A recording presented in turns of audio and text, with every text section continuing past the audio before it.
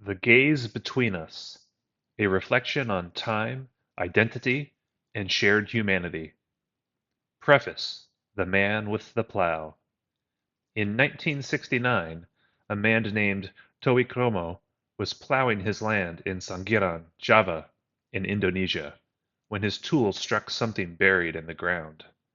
It was not a stone or a root, it was a skull, heavy, ancient, and intact. He didn't yet know it, but he had uncovered one of the most complete and important Homo erectus skulls ever found, a man who came to be known as Sangiran 17. That moment, a man guiding a wooden plow through soil that was untouched by living humans for 1 million years, yet shifted, jostled, and crackled by the movement of the very earth itself, quietly rewrote part of our human story.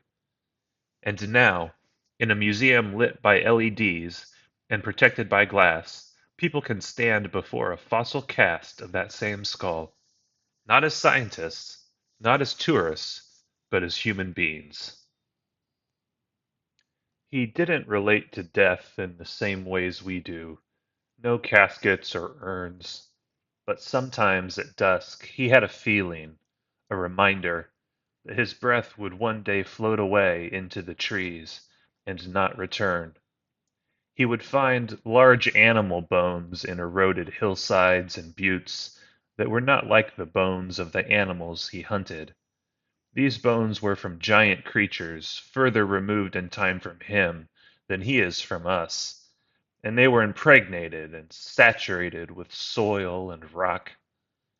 Sometimes, as he squatted by the river's edge, napping stone and watching the water reflect the flickering sky, he'd contemplate, maybe the earth will also remember my shape. He could not know the word fossil, but he felt it, a kind of bone-deep echo that his body was not entirely his own, that the mud beneath his feet was not just soil, but time, thick and swallowing. And when the others in his band vanished, some lost to predators, some to illness or injury, some just gone, he felt something beyond time watching. Not a god, not the forest, you, a strange future thing, partitioned apart by glass and bathed in light, leaning towards his cracked skull with reverent eyes. He didn't know what you were, but he saw you. He dreamed you. Not clearly, more like a shape behind firelight, blurred and impossibly distant, a visitor from the other side of winter. And so, when his final breath left his chest, and the soil pulled him downward into the dreaming dark, he was not afraid. He thought, perhaps one day they will wonder if I knew. And he slept, for 1 million winters and 1 million summers. You didn't expect to feel anything. Just another exhibit, another skull behind glass. But when you stepped into the museum's quiet hall, when you saw the curve of bone, the heavy brow, the voids where eyes once lived, something tightened behind your ribs. This fossil wasn't just old, it was waiting. The placard read, Sangiran 17, Homo erectus, Java, Indonesia, approximately 800,000 to 1.2 million years old. You read the words, but they didn't land. What landed was the tilt of the skull, the angle that almost absurdly seemed to be looking back. And for a moment you imagined him not as a fossil, not as data, but as a being who once squinted into the wind, who bled, hunted, crossed land and sea, and sat beside a fire. What did he think about the stars? Did he ever wonder what lay beyond his death? Did he ever dream of someone standing before him like this, in a room filled with light he could never imagine? Your breath fogged the glass.